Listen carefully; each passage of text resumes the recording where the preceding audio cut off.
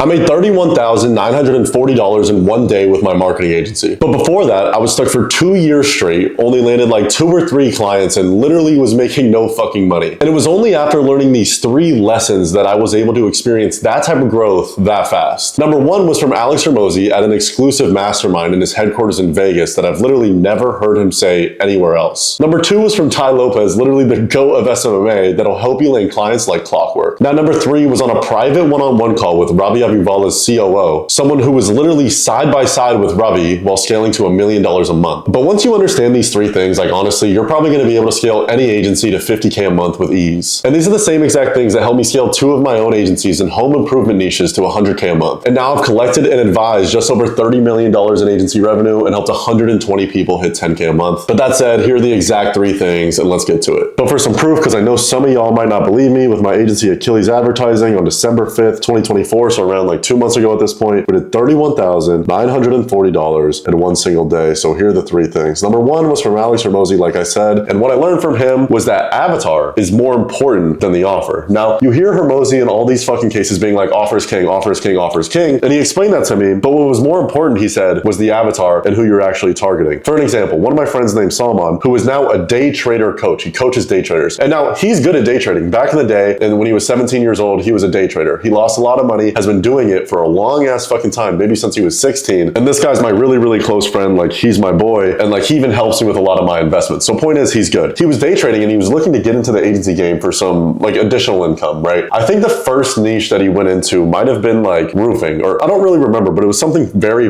saturated, right? And this guy, he's smart. He's got a good head on his shoulders. And so we were outreaching and he was closing clients. Like, he was closing clients within the first week because he had me and one of my other friends, Arya. If you guys know the channel, you've seen him in my vlogs. He's one of my roommates. Just like coaching him, helping him throughout the process, and just like supporting him in every way. So he was hitting like 3K a month, and he was hitting with cold outreach. Pretty impressive, right? So over and over again, he was hitting 3K a month. So month 1, 3K, month 2, 3K, month 3, 3K, and we were going like 3 to 5K, right? And I was saying, like, you just got to spend more on ads. You got to get better at this. You got to get better, because I know the roofing industry worked. And this was even a limiting belief that he broke for me. This dude Salman keeps switching his niches, and he's like, okay, I'm gonna run the same offer in this niche. So instead of having his ads up in roofing, he goes and puts his ads up in electricians. He goes from 0, or this 3 to 5K a month mark, like, to fucking 20K a month that same month. Literally in 30 days, he didn't change. He was the same good at sales. He was just as good at fulfillment. He was just as good as everything. And he goes from 0 to a lot of money, 20K, and he went from 3K to 20K in 30 days with being just as good at sales and just as good as marketing, just because he changed the vehicle he was in. Not even the vehicle, he just changed the niche that he was in. And the reason why this is because electricians, what a fucking weird niche. And I'm learning this more than ever right now, because there's so many people in roofing in these like saturated niches. Now, I'm not saying to go to some red ocean niche, but I am saying like the niche that you're in matters, right? You could take your same skills into a different niche and it could perform, but you could be amazing at sales and marketing, be in this red ocean, really saturated niche with a really weak offer and not do that well. But you can put someone who's not that great at sales, not that great at marketing, in a niche that no one is in, and he can fucking crank. Like, and Salman, like, he wasn't good at fucking marketing. He had no idea what he was doing. He wasn't that good at sales, but he was hitting 20K months just because the niche he was in had never been touched before. I'm gonna get into a second why you need to be careful with doing that though. And then, for example, Salman, again, guy's a fucking goat. He shuts down his agency because he doesn't like how he runs it, because he doesn't want to like basically have to fulfill for these types of clients, like the home service type of client, which I understand. He starts a trading Discord, starts posting content on YouTube, selling info products for traders. He goes from 0 to 40K a month, MRR, 400 people in his Discord community in 30 fucking days. I've never seen somebody scale that fast. So the point being is like, who you're going after is very important, and you need to be incongruent with who you're going after and your offer. The second thing is going to be the woman in the red dress. You got to stay disciplined. Now, basically, woman in the red dress, if you don't know already, same thing with when you're dating a girl. Like, there's always going to be the woman in the red dress. Like, maybe this one's hotter, this one's more attractive, this one has this. And it's the same saying with like, let's say you have 80% of your dream girl with the girl you currently have. You're going to start looking for the other 20% that you don't have in every other girl, right? Because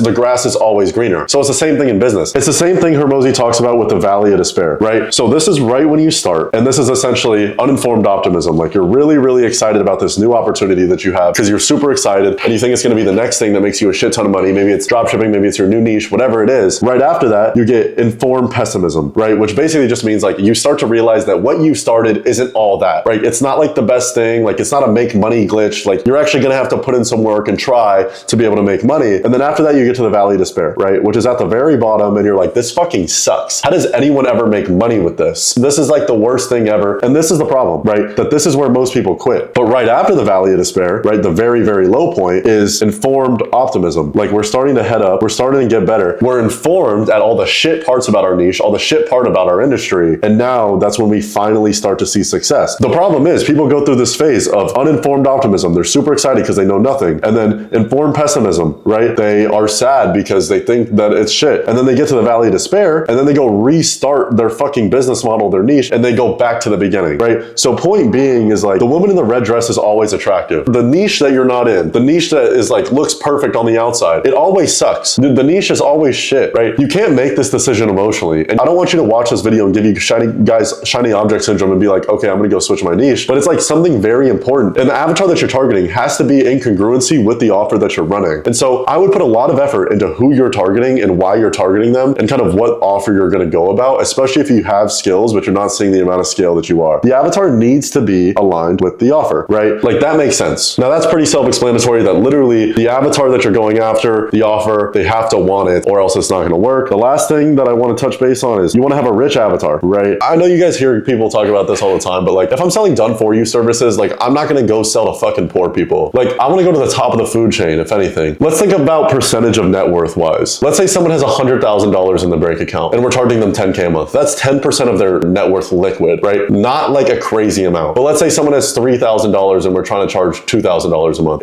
That's at that point 66% of their income, of their liquid net worth, right? At that point, who do you think it's going to be a bigger deal to? If someone loses $2,000 and that's 66%, or if somebody loses $10,000 and that's 10%? The person that has $100,000 is going to care way less than the person that has two. So they're going to be a way better client. They're going to give you way more money to be able to fulfill for them way better, and it's just going to be a way like smoother ride. And obviously, you only need 10 of them to hit 100K a month rather than needing fucking 30 of the other ones. And so, one, I would go to a rich avatar, and because riches are in the niches, and you go to the very, very top of the food chain as long as you're able to provide that type of value. And then let's think about like even if you weren't to go to the top of the food chain, you need 50 fucking people, right? That is it. All you need is 50 people to hit 100K a month, charging 2K a month, and you can literally fucking change your life. Now, number two was from Ty Lopez, and it's just trust. Look at this motherfucker here in my garage, the creator, the GOAT of SMMA. Y'all can talk shit on this motherfucker Ty Lopez as much as you want. He is the GOAT. He created this shit. He's the reason why I'm here. So if we're glazing Ty Lopez, we're glazing Ty Lopez. Anyway, he kind of talks about how people have been burned 100 fucking times in the past. Like, especially with his new marketing message he's coming out with, like SMMA 9.0, whatever. Like, people are literally getting burned over and over and over again. And what I mean by that is like, likely if you've been hopping on sales calls and you're not a complete beginner, right? You've probably gotten the objection, I worked with somebody in the past and they didn't do a good job, right? And so if we're gonna go send like the same outreach scripts, the same offer, the same sales script, like why would they ever buy something from us, right? So we need a way to cultivate trust and get them to trust us in the, like before the sales call, because literally like how do we expect somebody to give us thousands upon thousands of dollars without them knowing us yet at fucking all over a Zoom call? Like it's something hard to do that like we low-key sleep on a lot, that we think it's easy, but like we're literally asking somebody for thousands of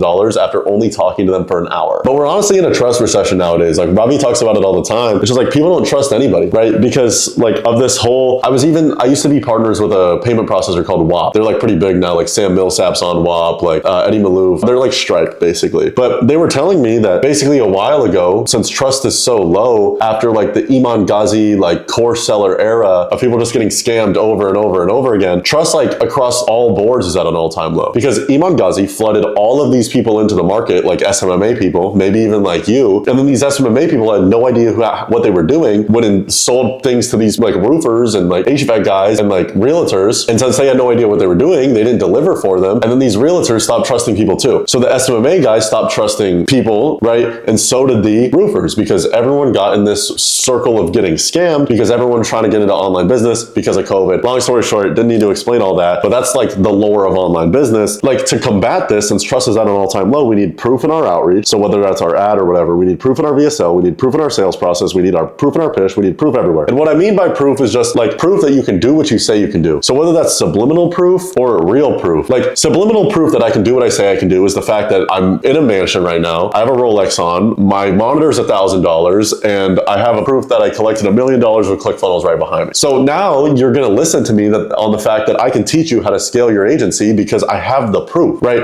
If I was sitting here in a fucking shed and I was poor, then like you're not gonna listen to me about how you run Facebook ads. You're gonna be like, well, dude, what the fuck are you talking about? So it's the same thing with these roofers. Like if you have a shit background in your parents' bedroom and you put no effort into it, they're not gonna wanna be like you. They're not gonna wanna look up to you, they're not going to trust you to buy their things. People think it's different in the agency space. It's not. They need to respect you. They need to trust you. And like, that is one way to do it. But what I mean by proof is just proof that you can do what you say. So whether it's a case study of another client, a case study of 10 other clients, right? We need to put that in our outreach script. So whether it's in the ad that we're running or in the text blast, when they book a call, we send it over in an email, in our VSL. So the video sales letter that we send over to them right before they show up to their call, right after they book a call, we need to show proof. It's going to be case studies the whole time that we can actually do what we say we can do. Within the sales process, like I said, emails, text, blasting over PDFs of case studies that we have. In our pitch, we need to show them accounts that we have active in their area and proof that we can actually do what we say we can. Because that's everything. Like literally everything is proof that we can do what we say we can do. Because we're making these outrageous claims. I can help you hit Y. I can help you hit X. Like, can I back it up with undeniable, tangible proof? And don't put some bullshit Slack screenshots on here. Real proof, like real, actual, tangible proof. The ones that will win will leverage trends and have brand for big fucking profit. So if you leverage proof, I swear your cost per acquisition is going to drop in like a fucking third, and like you're going to make way more fucking profit in your bank. And then the third thing that I learned was from Ravi Abiwalla's COO, and it's that product over fucking everything. Now, this is Ravi. If you don't know him, he's the founder of Scaling with Systems. He used to own a marketing agency in the real estate industry. I think he scaled it to like 180K a month, but he's a G. He's one of the bigger guys in the industry. But what he was basically talking to you about is LTV is mostly profit, right? So let's say we're charging $2,000 a month retainer for our clients, right? Month over month. But it costs us $1,000 to acquire that customer. So it costs us $1,000 to end up like getting that customer, whether we're spending $1,000 in text blasts, whether we're spending $1,000 on cold calls somehow, or $1,000 on paid ads is more applicable. But let's say we're spending $1,000. And then after that, so minus 1K, that means we have 1K in profit, right? 1K in profit on month one. If they leave us month two, we made $1,000 off that client. But month two, let's say they stay, that is all profit. Besides like obviously the marginal cost of delivery that we have to do. But most of that is profit, right? Month three, all profit. Month four, all profit. Month five, all profit. So closing more clients is a vanity metric. Basically meaning like it looks cool on paper. Retaining clients is what's going to make you a really fucking profitable business that's also like predictable. Because if your product's not good and your clients don't stay with you, that essentially means that your business is never going to have a predictable income, which essentially means you're going to be on the fucking tiptoes of your business and you're never going to know how much money you're going to make. You're always going to be scared someone's going to charge back. At that point, you're back to square one, you're cooked because you're essentially a wagey 9-to-5er at that point because you could just lose all your money in 1 month, right? And so to add on that, first off, LTV is mostly profit. Even if you were to, Joel Kaplan taught me this too. Let's say you were to spend 2K to acquire a client, right? You spend 2K to be able to land one client on 2K a month. That first month, you make fuck all. You make nothing. But month two, you profit 2K. Month three, you profit 2K. Month four, you profit 2K, right? 6K over those 3 months. So because of LTV, lifetime value, how much money your client pays you over time, you can pay up to 3K to acquire that client. The only metric that matters that he told me is lifetime gross profit.